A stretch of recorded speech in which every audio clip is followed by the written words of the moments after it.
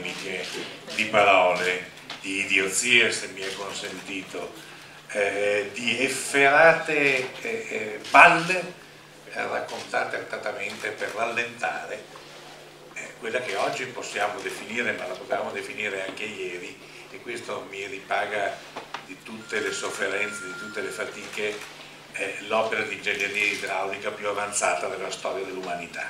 Ecco, è qui di fronte, in Veneto, Italia, per difendere la città più bella del mondo, Venezia. Solo questo dovrebbe lasciarci emozionati e soddisfatti di quello che siamo riusciti a fare.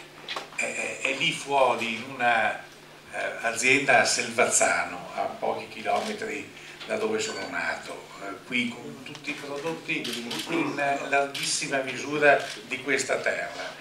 Beh, è la prova, è il premio, è il simbolo di quello che siamo riusciti a costruire dal dopoguerra, ma soprattutto negli ultimi 30 anni in poi. È il simbolo della nostra imprenditoria, della capacità di innovare, dell'essere davanti a tutti di fronte al mondo.